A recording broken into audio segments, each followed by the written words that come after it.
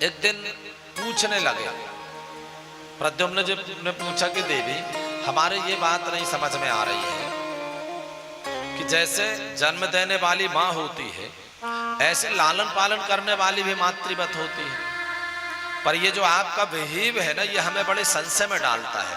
हमें कभी ऐसा फील ही नहीं हुआ, हमें महसूस ही नहीं हुआ कि आपने मातृवत हमारे साथ व्यवहार किया हो।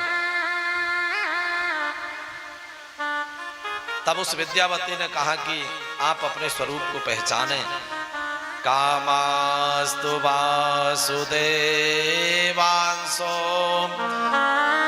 दग्धा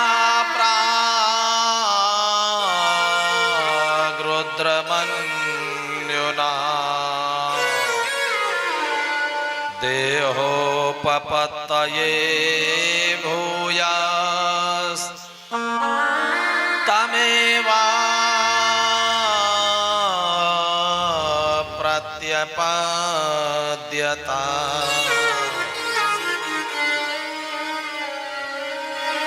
उस विद्यावती ने कहा कि स्वामी जी आप अपने स्वरूप को पहचाने। आप पूर्व में कामदेव थे और एक बार आपने देवताओं का हित करने के लिए अपना प्रभाव भोले बाबा के ऊपर जमाया, देवताओं का हित हो जाए इसलिए आपने भोले बाबा की समाधि तोड़ने में अपना प्रभाव जमाया।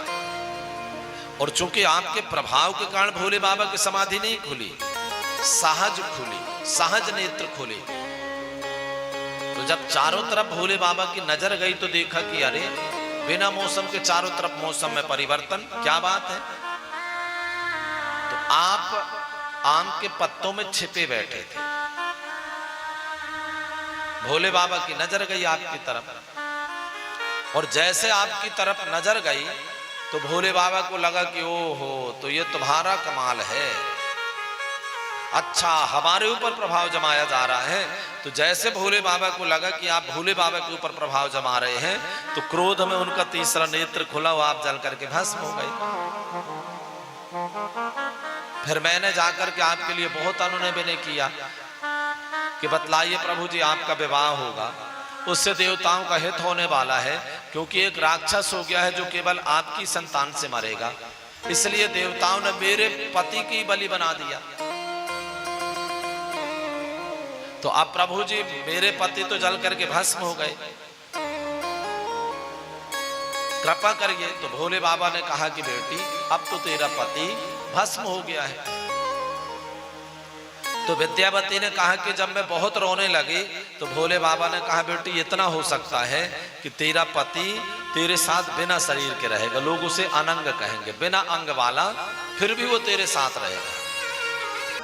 भगवान शिव ने कहा कि बेटी तेरे पति को शरीर प्राप्त होगा द्वापर के अंत में, वो द्वारकाधीश के बड़े पुत्र के रूप में, और तेरे पति का जन्म होगा।